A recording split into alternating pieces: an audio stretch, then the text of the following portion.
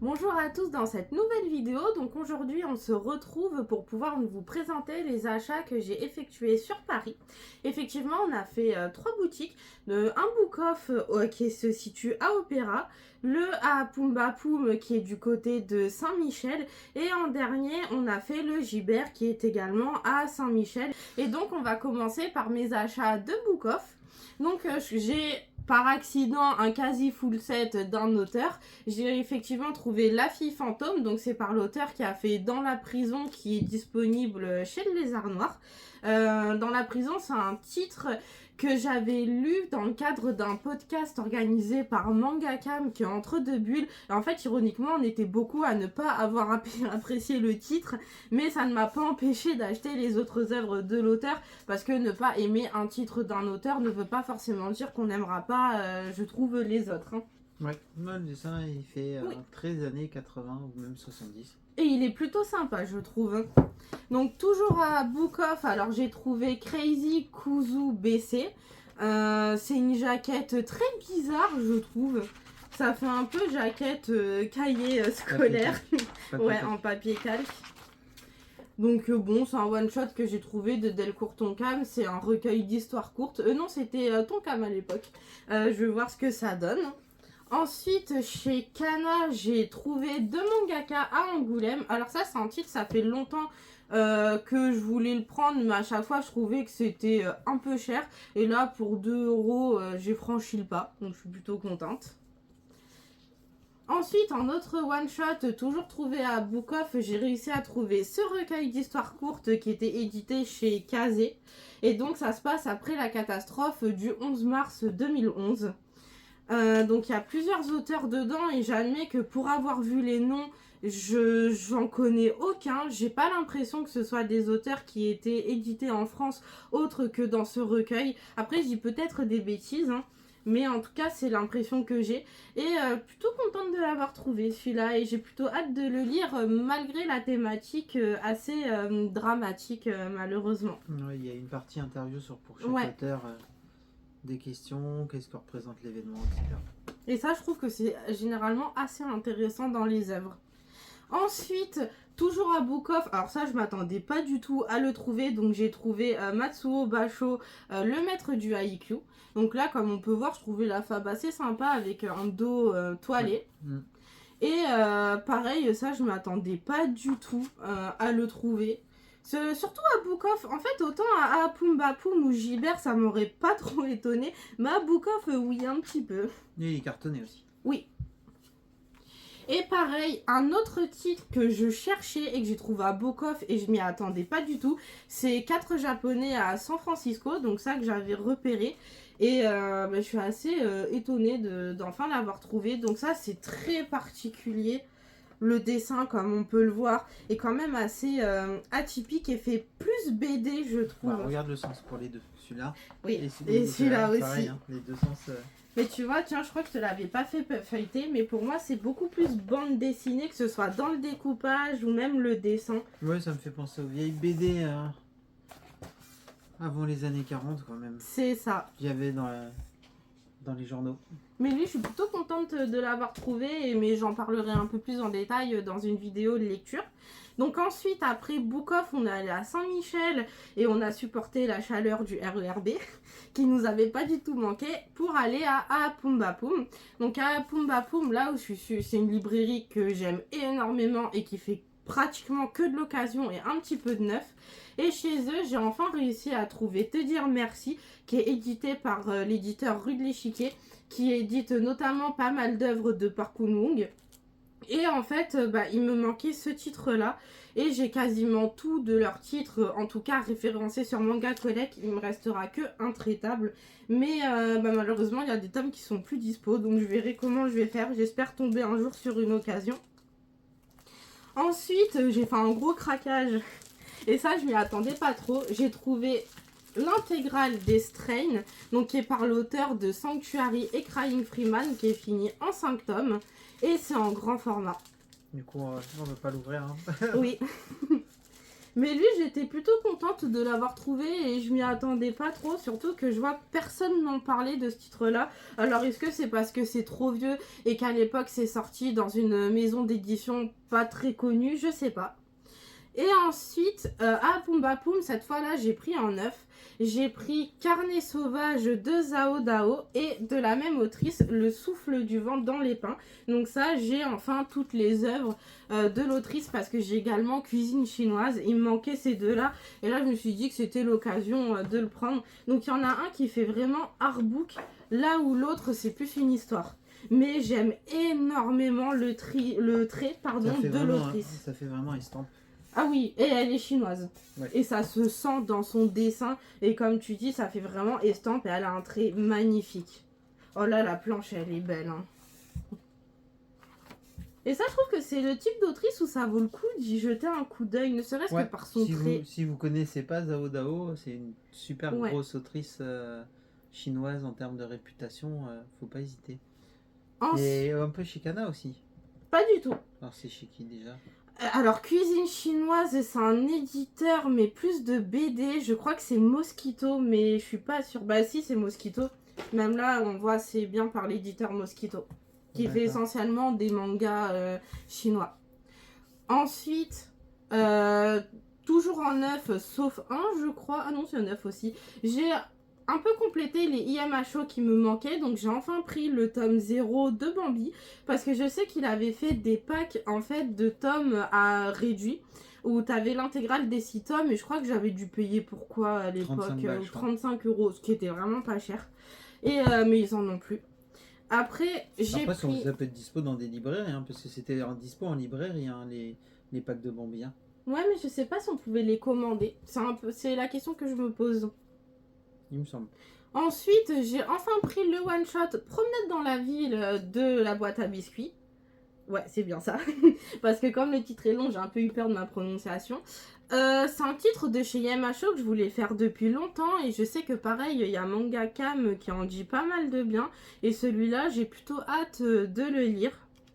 Parce qu'il a l'air assez prometteur et donc j'ai franchi le pas, j'ai dit oh je le trouve enfin en librairie parce qu'il y a Macho sont pas si faciles que ça à trouver en librairie même si c'est dispo à la commande hein, mais bon moins tu commandes je trouve mieux c'est.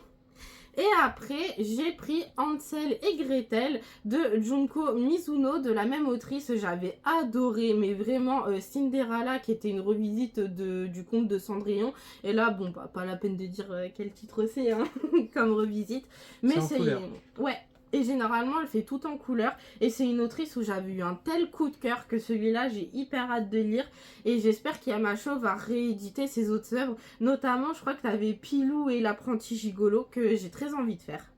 Ensuite, toujours chez Pumba Poum, j'ai enfin pris l'intégrale de Les Naufragés qui fait partie des tout premiers titres de Hakata et qui sont l'un des rares titres en Aricom de chez eux.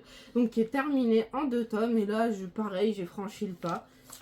Et ça se lit dans notre sens à nous aussi.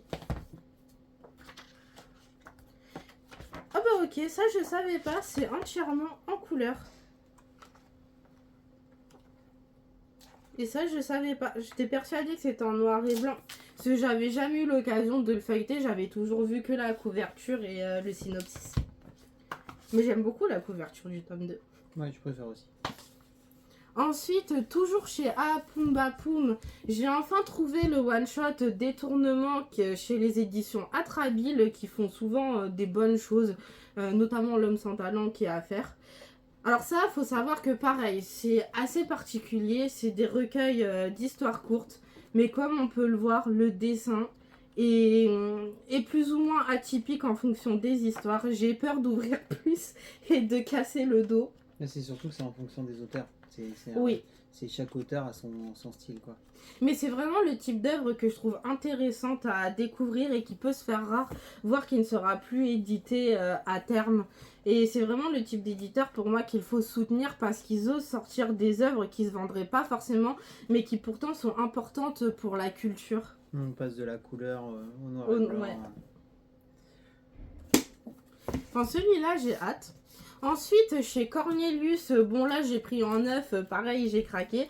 J'ai enfin acheté Peuple Invisible et La Promesse. Et j'ai pratiquement tout récupéré de cet éditeur, de ce que je voulais. Je crois qu'il va me manquer que Conte du Caniveau.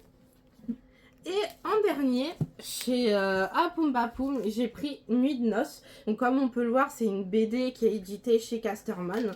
Et pareil, elle est entièrement en couleur. Et c'est un titre qui m'avait attiré, que j'avais repéré sur Momox à l'époque, mais que j'avais pas pris parce que bon, Momox, à chaque fois j'ai reçu les tomes en mauvais état. Là, il l'avait à Pumba Poum, j'étais super contente et j'avais été très attirée par le sujet. Et c'était pas cher en plus. Oui, je sais plus combien je l'ai payé. Je crois 6 balles, je crois. À 8 €. Ah, 8, ouais. Mais voilà, celle-là, je suis un peu contente de la faire et je pense que j'essayerai de la lire ce mois-ci. Ensuite, on passe à Gibert, donc qui est celui qui est vraiment à côté de Apum Bapoum, ou c'est quoi, une rue après, 2 rues, pas plus, hein. Où t'as juste à traverser un passage piéton. Donc je complète au fur et à mesure mon full set de Jiro Taniguchi. Donc là j'ai enfin trouvé les contrées sauvages et c'est le seul où j'ai fait la flémasse, hein, j'ai pas retiré l'étiquette. J'ai enfin trouvé Corée.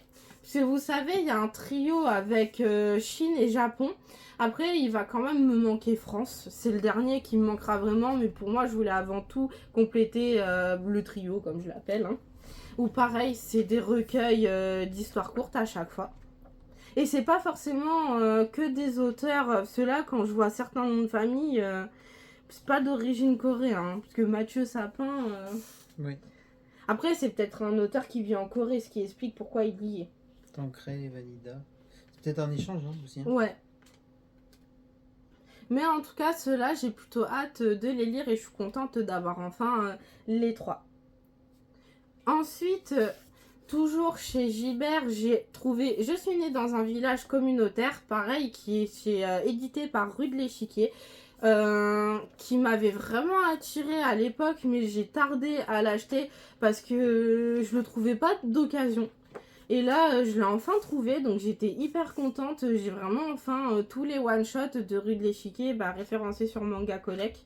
Et celui-là, j'ai plutôt hâte de le lire.